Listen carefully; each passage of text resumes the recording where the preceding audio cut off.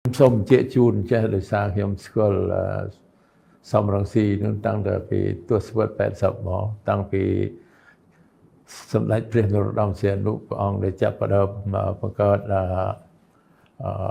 រណសេរី ហ៊ុនស៊ិនប៉ិចមកម្លេះគឺ21 មីនា 1981 ហើយលោក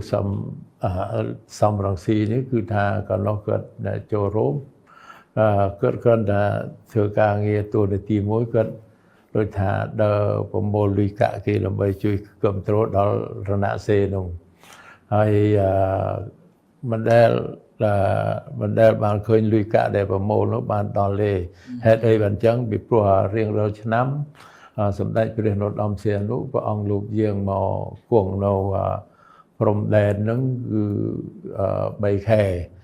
ចុះឲ្យមានការប្រជុំមានការអីចុះឲ្យដែលបានជួយតំណាងហ៊ុនស៊ិនប៉ិចមកពីក្រៅប្រទេសហ្នឹងមកពីអាមេរិកមកពីកាណាដាមកពីបារាំងជប៉ុននៃអូស្ត្រាលីអីមកនោះប្រជុំអីទៅហើយខ្ញុំធ្លាប់បានជួបបងប្អូនយើងដែលមកពីនោះហ្នឹងគេសួរនាំពីរឿងដែលថាគេប្រមូលលុយជួយឲ្យមកដល់ពួកខ្ញុំដែលនៅសមរភូមិមុខដែលនៅនេះគឺអត់ដែលបានឃើញដល់សួរនាំដេញដល់ទៅគឺសំរងស៊ីប្រមូលមកអត់បានដែលយកមកឲ្យខាងជួរមុខនេះទេហើយជឿតាំងមួយទៀតពេលខ្ញុំ5-6 កក្កដា97ដែលខ្ញុំទៅនៅអូស្មាច់នៅអូស្មាច់ហ្នឹងគាត់បានចូលមកមូលដ្ឋានអូស្មាច់ហើយកាលនោះខ្ញុំបានប្រាប់លោកខាន់សវឿនដែរថាគុំនឹមលោកសំរងស៊ីចូលមកអូស្មាច់អីសោះប៉ុន្តែខ្ញុំទៅពេទ្យនៅស្រុកថៃទៅស្រាប់លោកខាន់សវឿនគាត់នឹមចូលមកគាត់ចូលមកគាត់ដើរថតព្រោះពេលនោះទាហានយើងគ្មានជំនួយគ្មានអីទេខោអាវស្លៀកពាក់ក៏មិនសឹងថាมันមានហើយស្បៀងអាហារនោះក៏ទៅខ្វះដែរអញ្ចឹងគាត់បានដើរថតស្អីដែលខ្វះខាតឲ្យកងទ័ពយើងស្លៀកខោអាវអីមិនល្អហើយមានអ្នកដែលនៅផ្ទាល់ជាមួយលោកខាន់សវឿននោះពួកកងការពារ2-3 នាក់នោះគាត់មាន2 នាក់នោះមានពាក្យមុខខ្មែរក្រហមដល់ពាក្យមុខខ្មែរក្រហមទៅសំស៊ីបានថតយកទៅហើយដល់យកទៅក្រៅទៅគាត់មានទៅលក់ឲ្យសារព័ត៌មានអីគេទៀតអញ្ចឹងហើយខាងសារព័ត៌មាននោះផ្សព្វផ្សាយនឹងថាកម្លាំងខ្ញុំដែលនៅអូស្មាច់នេះសិតតែខ្មែរក្រហមបាទនឹងមួយទៅពីរ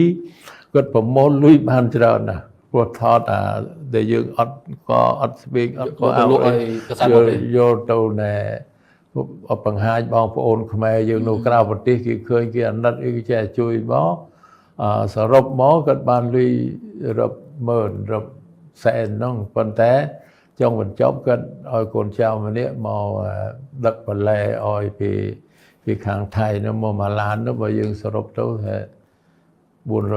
អីតែប៉ុណ្ណឹងមានតែប៉ុណ្ណឹងទេអានេះគឺចឹងខ្ញុំសរុបសេចក្តីមកគឺអ្វីដែលសំរងស៊ីគាត់ធ្វើកន្លងមកនេះគឺគាត់ថាធ្វើដើម្បីជាផលប្រយោជន៍ទៅខ្លួនបាទផលប្រយោជន៍ទៅខ្លួនដោយដែលគាត់បានធ្វើកន្លងមកដល់ប្រមូលលុយមកទូទស្សន៍ព្រះអាទិត្យអីណាហ្នឹងគាត់បើដល់ពេលនេះវាប្រហែលជាវាអ្នកគ្រប់គ្រងនោះវាចង់ឲ្យចេះថយទៅចឹងអាការប្រមូលលុយហ្នឹងមិនសូវបានទេទៅបង្កើតឲ្យថ្មីមួយដើម្បីការតាក់ទាញអត់ខុសអីពីក្រុមមួយក្រុមដែលអ្នកមាននៅខាងតៃវ៉ាន់ហ្នឹងគេអ្នកមានលុយហ្នឹងគេបង្កើតក្រុមគេមកក្រុម6 នាក់ហ្នឹងគេបង្កើតហៅថាធ្វើពាណិជ្ជកម្មនយោបាយ business អ្នកទាំងអស់គ្នានោះ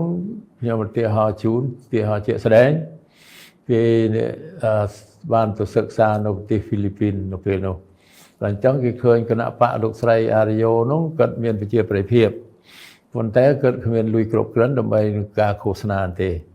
អញ្ចឹងអ្នកទាំងអស់គ្នានោះគេសិក្សាឃើញអញ្ចឹងគេនាំគ្នាទៅចេញលុយជូនលោកស្រីអារីយ៉ូដើម្បីឲ្យលោកស្រីអារីយ៉ូឈ្នះឆ្នោត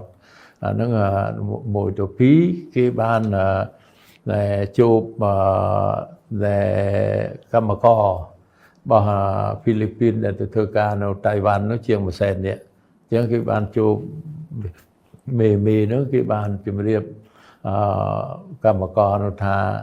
សូមឲ្យអ្នកឯងទាំង100,000នាក់នោះទៅសេសម្បត្តិទៅឲ្យក្រុមគ្រួសារនៅហ្វីលីពីននោះទៅជួយបោះឆ្នោតឲ្យគណៈបកលោកស្រីអារយោពេលលោកស្រីអារយោឈ្នះឆ្នោតខ្ញុំនឹងតម្លឹងប្រាក់ខែឲ្យអ្នកឯងខ្ញុំនឹងយកកម្មករពីហ្វីលីពីនមក100,000នាក់ទៀតខ្ញុំយកបងប្អូនអ្នកឯងបាទអញ្ចឹងបានវាធ្វើឲ្យកលាប់ចាក់ទៅបានធ្វើឲ្យលោកស្រីអារយោឈ្នះឆ្នោតអញ្ចឹងរបៀបគាត់នៅរបៀបយកនយោបាយនេះធ្វើ business ដែលកន្លងមកអានេះដែលខ្ញុំមើលឃើញទាំងអស់មិនដែល